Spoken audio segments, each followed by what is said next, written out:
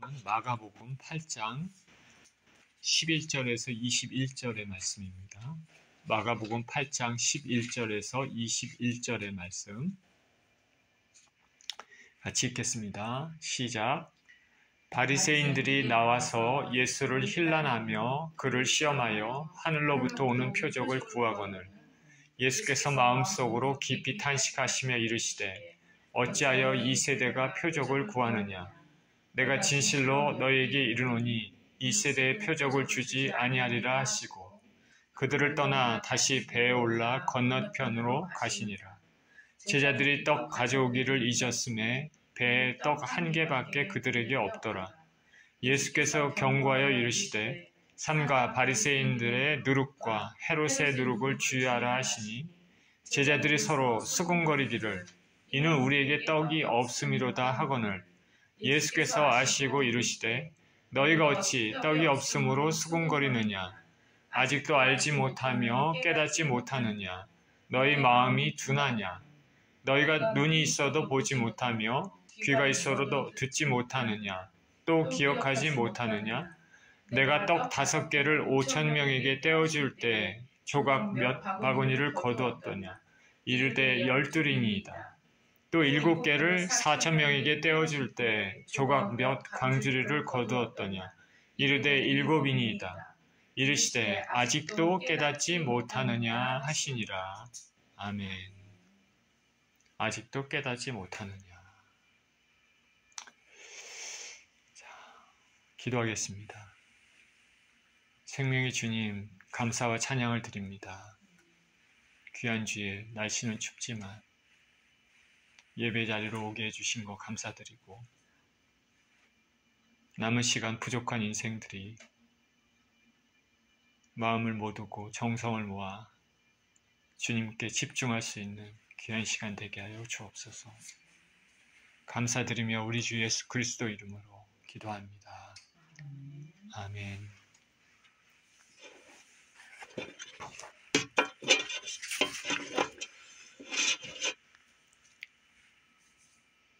신앙에 대한 얘기를 이렇게 사람들과 하다 보면 어떤 믿지 않는 사람들이 이런 말을 하는 경우가 있습니다. 하나님을 나에게 보여주십시오. 그러면 제가 믿겠습니다. 이렇게 말하는 사람 좀 들어봤을 것입니다. 그러나 이 세상에는 눈으로는 볼 수는 없지만 실제로 존재하는 것들이 많이 있습니다. 우리가 하나님은 영이시기 때문에 육신의 눈으로 하나님을 볼 수는 없습니다. 그러나 하나님은 계시고 만유를 통치하고 계십니다. 눈으로 볼 수 없지만 실제로 존재하는 것들, 예를 들어서 개념적으로 얘기하면 사랑, 우정 이런 것들이죠. 빛의 경우는 어떻습니까?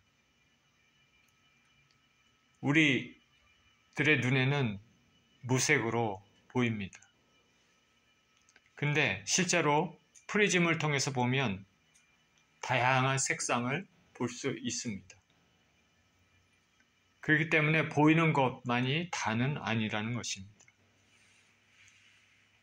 오늘 본문에서는 바리새인들이 예수님께 당신이 진짜로 메시아인지 하늘로서 내려오는 표적을 보여달라고 말하고 있습니다.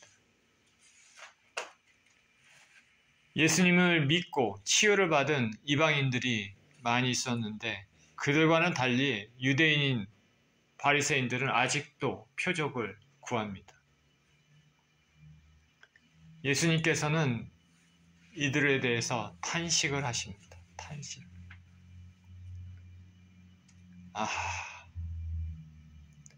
표적 주시기를 거부하시면서 제자들에게 그들의 교훈을 조심하라고 말씀하십니다.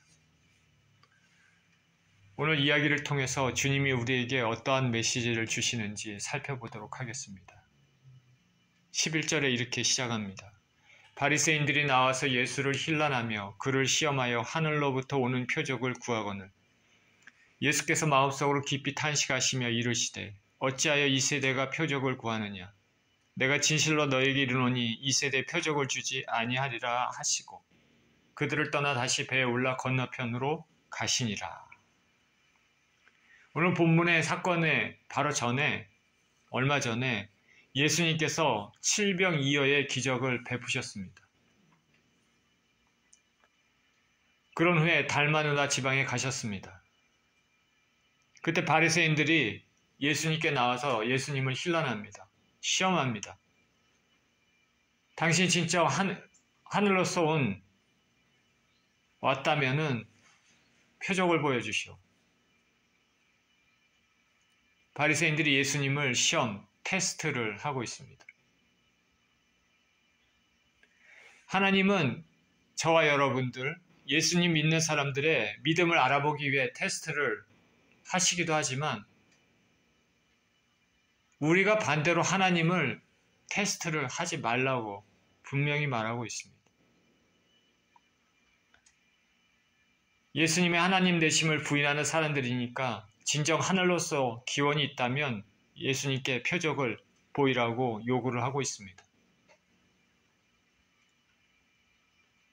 이전에 손을 씻는 문제, 정결의 문제, 이런 문제에 대해서도 예수님을 반대했던, 충돌을 일으켰던 바리새인들이 어떻게 해서든 예수님을 꼬투리를 잡아서 넘어뜨리려고 하는 것이죠. 예수님께 회의적인 생각을 가지고 있었던 바리새인들은 이제 예수님께 하늘로서 내려오는 메시아의 표적을 더 요구하고 있습니다. 이미 예수님이 행하신 기적과 이적들, 사인들이 많이 있음에도 불구하고 이들은 더 큰 표적을 요구합니다. 이방인들은 예수님께서 행하시는 일들을 보고 믿음을 보였지만 하나님께 영광을 드렸지만은 이들은 애써 부인하고 있습니다. 우리가 확실히 알 수 있는 것은 설사 예수님께서 이들에게 놀라운 표적을 보여주신들 한들 이들은 예수님을 믿지 않을 것입니다. 당신이 하늘로서 내려왔다면 표적을 보여라. 이들이 원하는 표적이 무엇이겠습니까? 엄청난 표적을 원하는 거겠죠. 여호수아 때 해가 중천에 머문 것, 엘리야 시대 때 불이 하늘에서 내려오는 것들, 이사야 때 같이 해가 뒤로 물러간 것들, 초자연적인 이적 같은 것일 것입니다. 보여주시오. 표적을 보여주시오. 이 바리새인들의 표적은 예수님께서 광야에서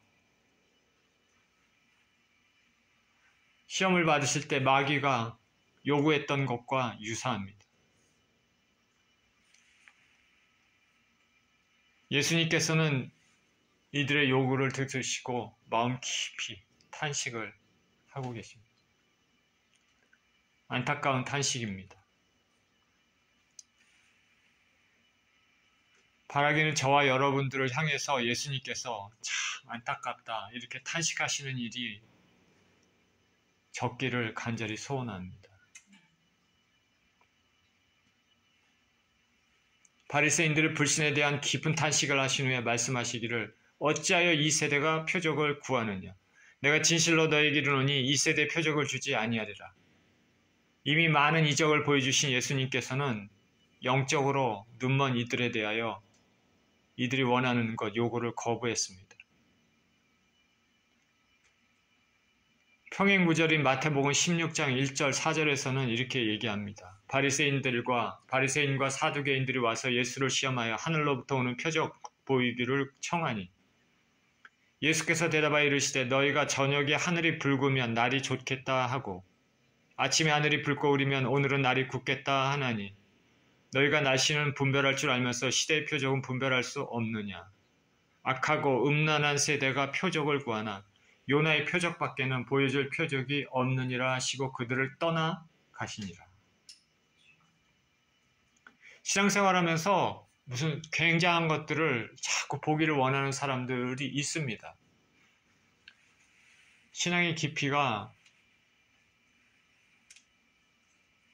아직 깊지 않은 것이죠.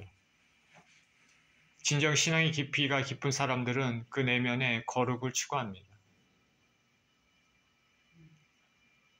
죄에 대한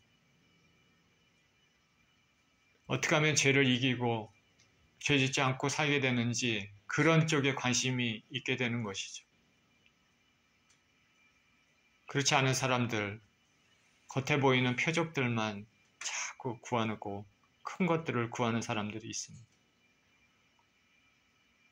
예수님께서는 악하고 음란한 세대가 표적을 구하나 요나의 표적밖에는 보여줄 표적이 없느니라 하시고 그들을 떠나가시니라. 최고의 이적은 뭘까요? 죽었다가 살아나는 것이죠. 요나가 3일 밤낮을 물고기 뱃속에 있었던 것 같이 예수님은 죽으신 후에 3일 만에 부활하실 것입니다. 그러나 바리새인들은 이와 같이 예수님께서 죽었다가 살아나셨어도 예수님을 부인했습니다. 예수님께 표적을 구한 것은 믿기 위한 것이 아니라 예수님을 넘어뜨리기 위한 목적입니다. 처음부터 믿지 않으려고 한 것입니다. 우리가 인생을 살면서 사람들을 만날 때 예수님 믿지 않는 사람들을 만났을 때 어떤 사람들은 대화를 나눠도 처음부터 듣지 않으려고 하는 사람들이 있습니다.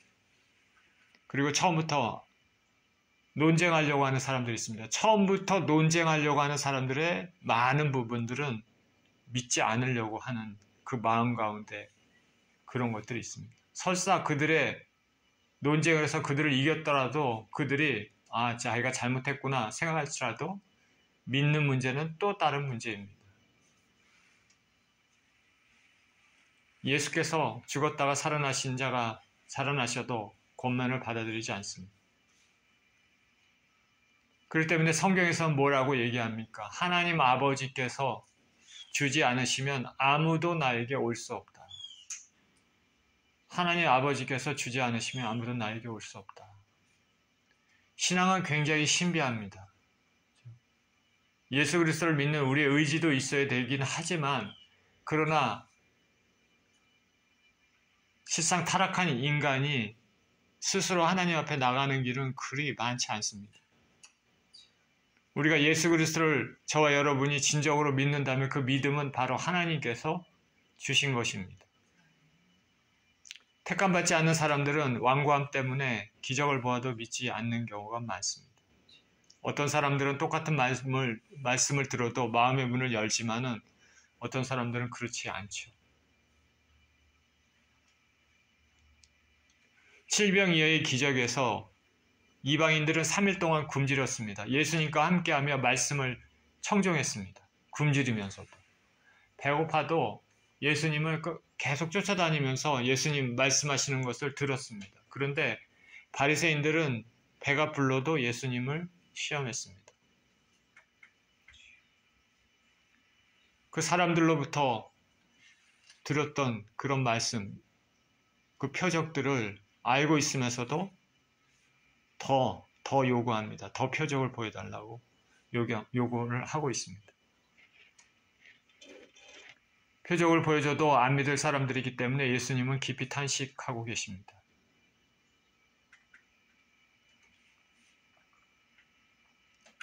저와 여러분이 예수님을 직접 보지는 못했지만 믿고 있다면 하나님의 은혜가 아니면 불가능한 것입니다. 우리는 안 믿기로 작정한 악한 세대, 악한 사람들의 이상한 논리, 궤변의 마음이 흔들려서는 안 됩니다. 하늘로서 내려오신 예수님을 거부한 것은 표적이 부족한 것이 아니라 믿음이 부족합니다. 하나님께서 주신 성경 말씀이 있습니다. 그 안에는 예수님께서 행하신 숱한 기적과 이적의 기록들이 있습니다. 이런 기록을 믿지 않는다면 새롭고 신기한 은사나 기적만을 쫓아다닐지도 모릅니다. 예수께서는 바리새인들의 요구에 대해서 탄식하시고 표적을 보여주지 않으시겠다고 말씀하시고 그들을 떠나 배를 타고 건너편으로 가십니다. 14절입니다. 제자들이 떡 가져오기를 잊었음에 배에 떡 한 개밖에 그들에게 없더라. 예수께서 경고하여 이르시되 삼가 바리새인의 누룩과 헤롯의 누룩을 주의하라 하시니 제자들이 서로 수군거리기를 이는 우리에게 떡이 없음이로다 하거늘. 제자들은 예수님을 모시고 배를 타고 건너편으로 가는 중에 먹을 것을 이렇게 살펴봤더니 떡 한 덩이밖에 없습니다. 12명의 제자와 예수님 계신데 떡 한 덩이밖에 없다. 제자들은 떡 가져오는 것을 잊었다 말합니다. 어디에 있었던 떡인지 알 수는 없지만 앞절 말씀과 연관해 보면 7병2여의 기적 후에 4,000명을 먹이고 남은 7광주리 그 떡이 아닐까 이렇게 생각해 볼 수도 있습니다.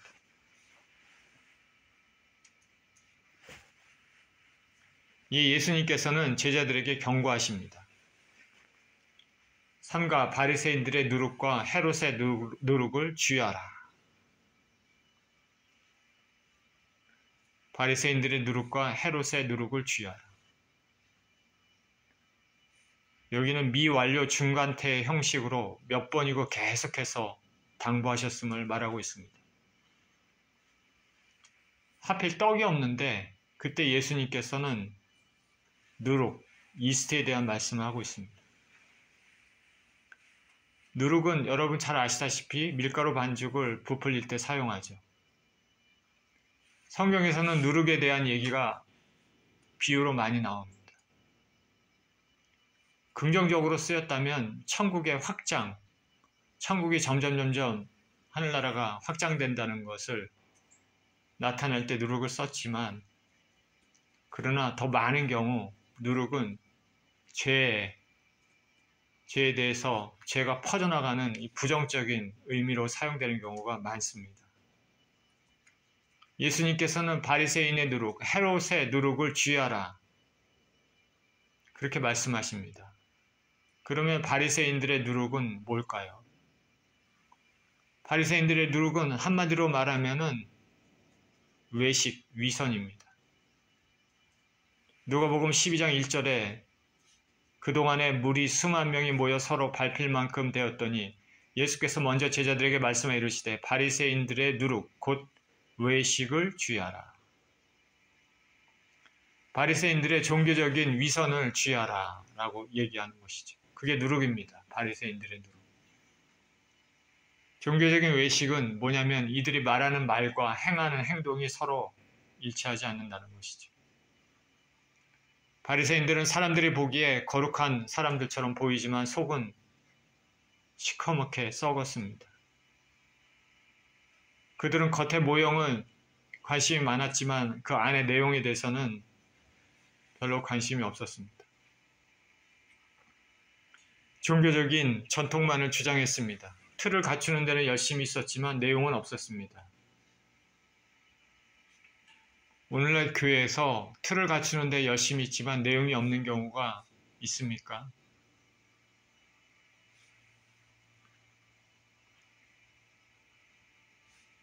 그래서 주님께서는 그 바리새인을 비난할 때 회칠한 무덤이여 하였습니다. 무덤 속은 썩고 있는데 겉만 하얗게 칠하고 있는 것입니다. 자, 저와 여러분의 신앙생활도 겉은 참 그럴듯해 보이고 좋아 보이지만 속은 썩고 있는지 항상 주의해야 됩니다. 겉모습은 형식이 있고 열심히 있는 것 같은데 설상 심령은 텅 빈 성령의 역사가 없는 건 아닌지. 이 바리새인들의 누룩이 이런데 그러면은 헤롯의 누룩은 뭘까요? 헤롯? 우리가 아는 헤롯의 누룩은 뭘까요? 그의 누룩은 부도덕입니다. 동생의 아내를 취했고 권력과 타락, 방탕, 물질주의를 추구한 삶입니다. 한마디로 얘기하면 세속적인, 세상적인 삶입니다. 바리새인의 누룩과 조금 틀리죠. 거룩함을 전혀 추구하지 않는 삶입니다. 부패한 누룩의 삶입니다. 누룩의 특징이 뭐냐면 처음에 미약하지만 이제 급속히 퍼진다는 특징이 있습니다. 저나 여러분이 거룩한 삶을 살기로 작정하고 그렇게 하나님을 생각하면서 매일매일 사는 것, 살다가 어느 순간에 또 죄의 유혹이 들어와서 그렇게 되면은 쉽게 우리 영혼이 죄로 물들게 됩니다. 맑은 물을 유지하기는 어렵지만 흙탕물로 만들기는 아주 쉽습니다. 거룩을 유지하기는 어렵지만 죄 짓기는 아주 쉽습니다. 그러니 저와 여러분들이 주의해야 될 누룩이 뭘까? 자신한테 한번 질문을 해보시길 바랍니다. 떠오르는 것들이 있을 것입니다. 예수님께서 제자들에게 누룩에 대해서 얘기를 했더니 제자들이 제발 저려서 말합니다. 서로 수근거리면서 이는 우리에게 떡이 없음이로다 하거늘. 떡이 하나밖에 없는데 예수님께서 누룩을 주의하라 그랬더니 우리 떡이 없으니까 예수님께서 이런 말씀을 하시는구나 이렇게 얘기를 하고 있습니다. 떡이 없기 때문에 자신들을 책망하는 것으로 이렇게 생각했습니다. 근데 지금까지 함께 하셨던 예수님을 안다면 이런 말들을 하지 않았을 것입니다. 이 제자들의 모습도 이런데 우리들의 모습이 오죽하겠습니까? 그 인간의 모습입니다. 17절입니다. 예수께서 아시고 이르시되 너희가 어찌 떡이 없으므로 수군거리느냐 아직도 알지 못하며 깨닫지 못하느냐 너희 마음이 둔하냐 너희가 눈이 있어도 보지 못하며 귀가 있어도 듣지 못하느냐 또 기억하지 못하느냐 내가 떡 5개를 5,000명에게 떼어줄 때 조각 몇 바구니를 거두었더냐 이르되 12이니이다 또 7개를 4,000명에게 떼어줄 때 조각 몇 광주리를 거두었더냐 이르되 7이니이다 이르시되 아직도 깨닫지 못하느냐 하시니라. 떡이 없는 것 때문에 제자들이 서로 막 얘기하는 것을 예수님께서 보시고 아직도 깨닫지 못하느냐 너희 마음이 아직도 둔하냐 이렇게 책망하십니다. 눈이 있어도 보지 못하고 귀가 있어도 듣지 못하고 기억도 못하느냐 제자들의 영적인 무지를 지적하십니다. 제자들에게 말을 했지만 실상은 온 이스라엘을 향한 책망이기도 하고 우리를 향한 책망이기도 합니다. 제자들 입장에서는 예수님과 같이 있었기 때문에 자세히 곁에서 보았던 제자들은 좀 더 예민해야 되죠. 근데 아직도 그들은 육적인 눈으로 보고 있습니다. 너희가 떡이 없다고 그렇게 얘기하는데 생각해봐라. 내가 떡 5개로 고작 5개로 5,000명을 먹일 때 광주리가 몇 광주리를 거두었느냐 또 7개로 4,000명을 먹일 때 몇 광주리를 거두었느냐 제자들은 이 사건이 있은 지가 얼마 되지도 않았습니다. 생생히 기억합니다. 그러니까 예수님 말씀은 떡이 없어서 부족해서 하는 말이 분명히 아니라는 것을 알 수 있는 것이죠. 예수님이 이 말씀을 제자들에게 했을 때 제자들이 이해를 했을까요?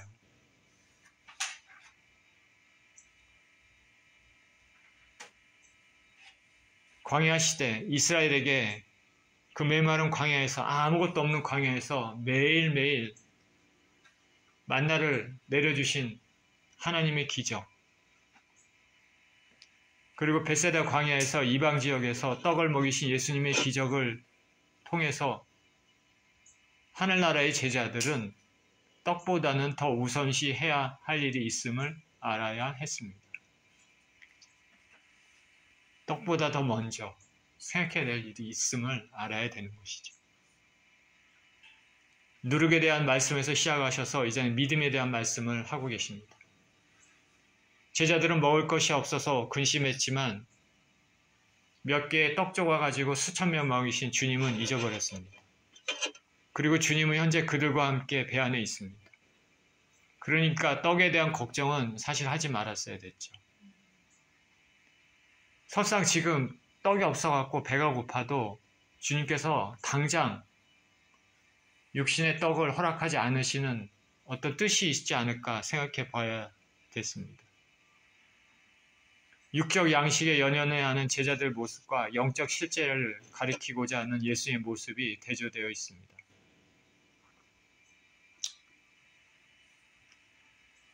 먹고 사는 문제는 매우 중요합니다.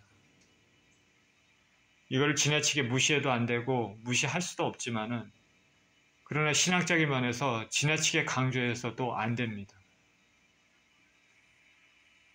육신의 몸을 입고 살기 때문에 무시할 수는 없지만 그러나 먹고 사는 문제에 대해 온통 정신을 쏟게 되면 당연히 영적인 눈은 완전히 감겨버립니다. 토인비라는 사람이 이런 얘기를 했다고 합니다. 인류 역사에서 인류를 지배했던 21개 문명 가운데 19개 중에 19개 문명이 자멸했는데 없어졌는데 그 이유는 두 가지 이유였다. 자기가 봤을 때. 첫째는 무신론. 하나님이 없다고 믿는 것. 그리고 또 하나는 물질주의 때문이었다. 오늘날 먹고 사는 것에 집착하면 일어날 수 있는 것 중에 하나는 먹고 사는 것만 집착해서 일어날 수 있는 것 중에 하나가 뭐겠습니까? 주일날 가게를 여는 것이죠. 예를 들어서 어떤 장사는 주일날이 대목입니다. 그러니까 예배보다는 가게를 열고 일을 합니다. 먹고 사는 것에 집착하면 모든 가치관을 물질에 둘 수 있습니다. 그리고 이런 사람들은 사람의 가치를 물질의 많고 적음에 따라 판단합니다. 여러분이 애틀랜타에 살면서 사람들을 만나고 대화를 하다 보면 물질에 대한 얘기, 돈 얘기에 자주 하는 사람들 있을 것입니다. 잘 보십시오. 그 사람의 마음 안에 있는 것이, 그 사람의 삶을 드라이브하고 있는 것이 뭔지.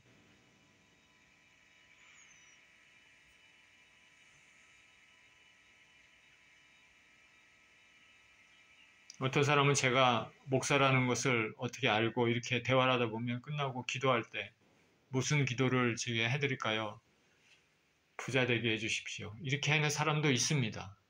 그 사람의 마음 안에 뭐가 들어있는 게 그게 적나라하게 드러난 것이죠. 어떤 사람들은 자신의 부만을 쌓고 하나님의 사업에 무관심하기도 합니다. 당연히 이런 쪽에 너무 집착하게 되면 하나님이 보이지 않게 되어 있습니다.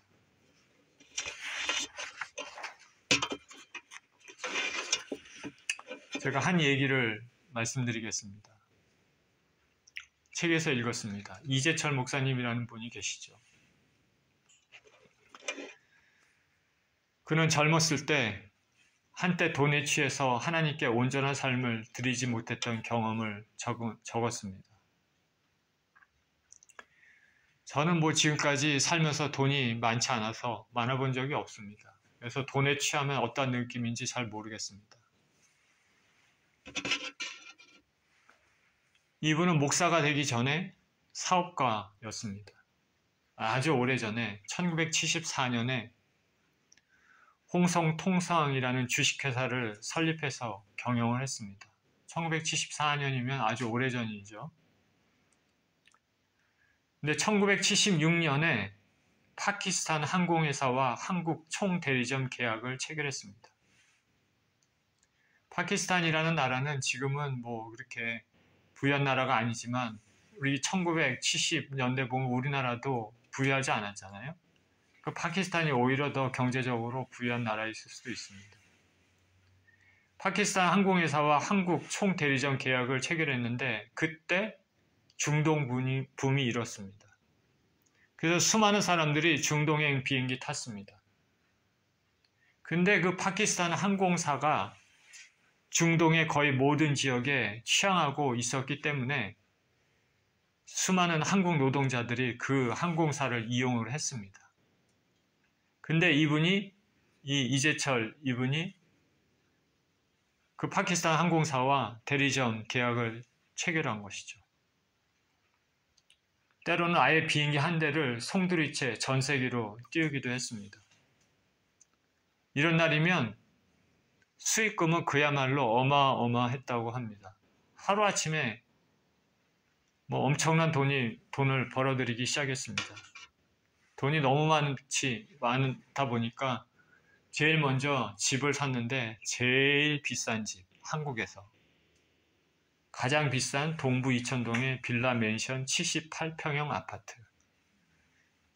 그러니까 지금 얘기해도 78평이면 엄청 크잖아요. 근데 78년에 78평이면 뭐 의리의리하겠죠.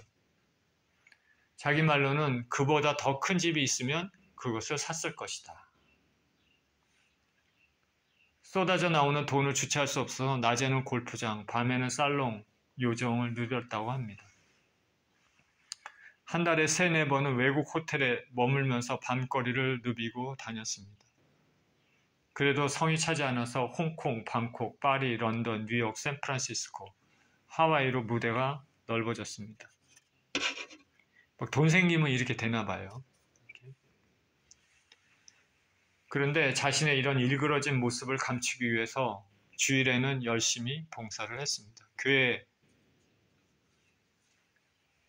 나갔었죠. 예수님 믿는 사람이었지만 이런 삶을 살았습니다. 물론 마음의 평안은 없었습니다.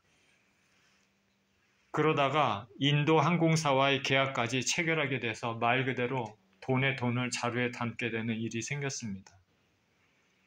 다음날 주일이어서 교회 가야 되지만 계약 체결을 위해 일본으로 출장가고 다시 최종 결정권자가 있는 홍콩으로 출장해서 계약서에 사인했습니다.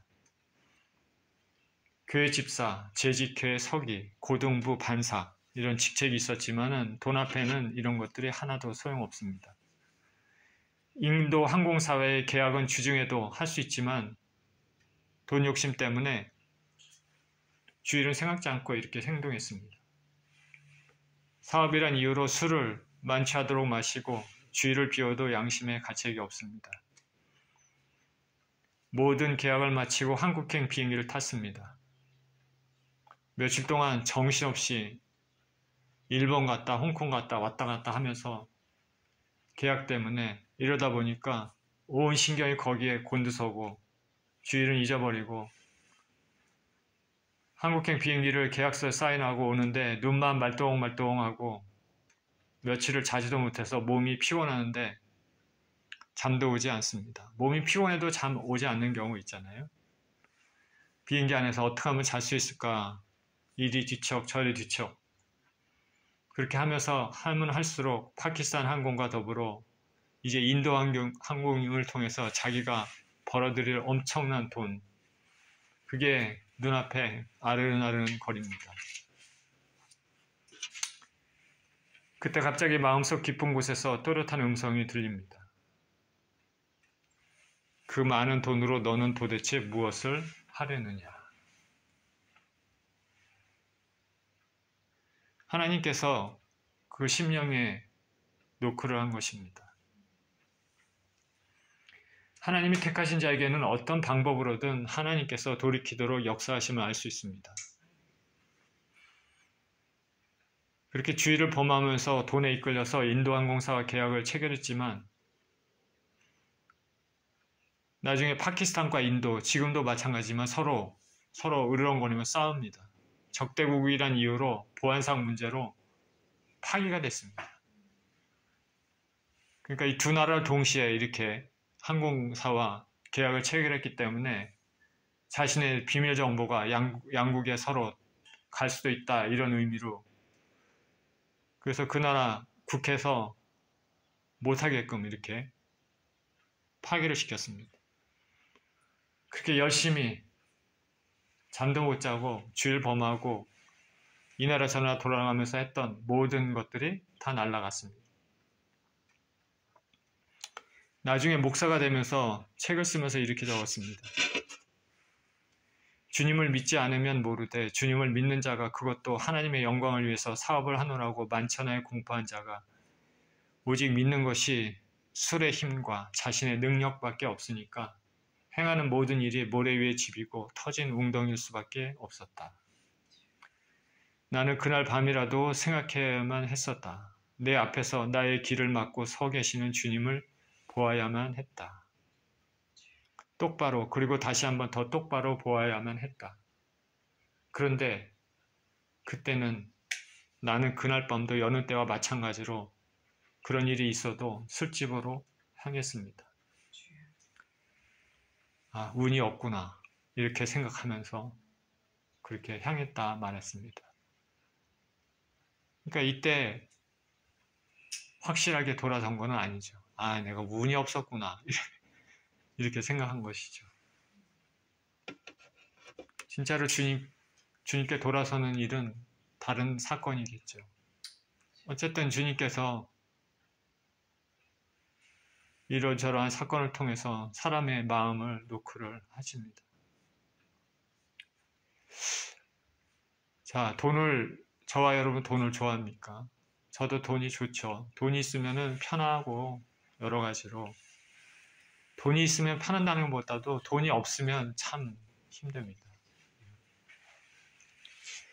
만약 우리가 이재철 목사 같은 상황에 처했다면 어떻게 행동했을까?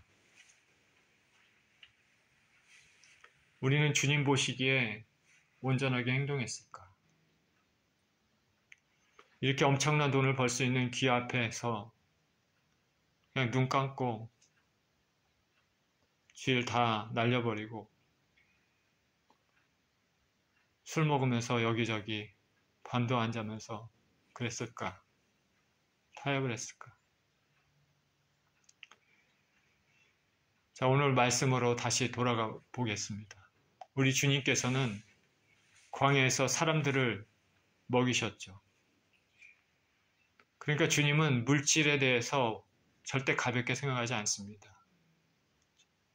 먹고 사는 건 매우 중요하고 필수적인 것을 알 수 있는 것이죠. 그렇기 때문에 주기도문에서도 너희 먹을 양식을 위해서 기도하라. 그러나 주님은 오직 먹을 것만을 위해, 보이는 물질의 탐욕만을 위해 삶을 살라고 말씀하지 않으십니다. 삶의 필요를 채워야 하는 우리 인생들에게 주님이 주시는 해결책은 무엇일까? 먼저 그의 나라와 그의 의를 구하라. 그리하면 이 모든 것을 더하시리라. 물질의 중요성을 인식하고 그것을 생활하기 위해서 힘써야 합니다. 그렇지만 그보다는 먼저 하나님 나라를 위해 생각하고 그의 의를 구하는 삶을 살아라 라고 말씀하고 계십니다. 먹고 사는 문제는 가볍게 여길 수 없는 것이지만 온 마음이 여기에 집착하면 하나님에 대한 믿음을 가지기가 어렵습니다. 도우시는 주님을 의지하면서 그의 나라와 그의 의를 구하는 저와 여러분 모두 되시기를 예수 그리스도 이름으로 축원드립니다. 기도하겠습니다. 생명의 주님, 제자들은 예수님과 함께 있으면서 예수님이 바리새인과 헤롯의 누룩을 주의하라 했더니 배에 떡 한 개밖에 없음을 알고 우리 떡이 없어서 예수님이 이러시는구나 라고 생각했습니다. 그런데 불과 얼마 전에, 시간이 얼마 지나지도 않았을 때 오병이어와 칠병이어의 기적을 베푸시고 많은 광주리에 떡을 남기신 주님에 대해서는 다 잊어버렸습니다. 예수님께서는 제자들을 책망하시고 떡이 없는 것에 대한 말씀이 아니라는 것을 제자들에게 알려주십니다. 하나님 아버지, 하나님께서는 이스라엘 광야 시기에 매일 만나를 그렇게 먹이셨습니다. 아무것도 없는 광야에서 뭐 농사 질 수도 없고 뭐 아무것도 없는 그런 데서 주님께서는 위에서 하늘로서 직접적으로 먹을 것을 내려주셨고 우리 주 예수 그리스도께서는 벳세다 광야와 이방 광야에서 수많은 사람들에게 그 먹을 것을 공급해 주셨습니다. 주님은 우리의 삶을 아시고 우리의 필요를 아시고 우리의 물질 생활을 다 알고 계십니다. 우리의 부족한 것이 있다면 그것도 분명히 알고 계시는 줄 믿습니다. 그리고 우리가 피로가 채워지기를 원하시고 주님의 자녀들이 이 땅에 사는데 물질과 어려움 가운데 사는 것을 결코 원하지 않으시는 줄 분명히 믿습니다. 주님의 포커스는 그런 쪽보다는 먼저 그의 나라와 그의 의를 구하라 말씀하시는 것인 줄 믿습니다. 하나님 아버지, 우리가 삶을 살면서 우리 삶에 돈이 필요하고 써야 될 것들이 많이 있지만, 그러나 아버지 하나님, 지금까지 먹이시고 재우시고 베푸신 주님을 생각하면 그런 것들에 대한 온 마음을 쏟기보다는 하나님을 생각하고 주님의 나라를 위하여, 주님의 의를 위하여 인생을 사는데 먼저 초점을 두고 당연히 살아야 될 줄 믿습니다. 그런 가운데 하나님께서는 그 풍성하시고 넉넉하신 은혜 가운데 우리 가운데 베풀어 주실 줄 믿습니다. 우리가 얼마나 연약하고 부족한 인생임을 잘 아시는 주님, 우리의 부족함을 채우시고 또 우리의 영적인 것을 성장하기를 원하시고 영원한 나라를 우리에게 유업으로 주시기를 원하시는 주님께 감사와 찬양을 드립니다. 그런 하나님께 영광을 돌리며 그의 나라와 그의 의를 구하며 살 수 있는 우리 모두 될 수 있도록 축복하여 주옵소서. 우리 주님께 감사와 찬양을 드리며 우리 주 예수 그리스도 이름으로 기도합니다. 아멘.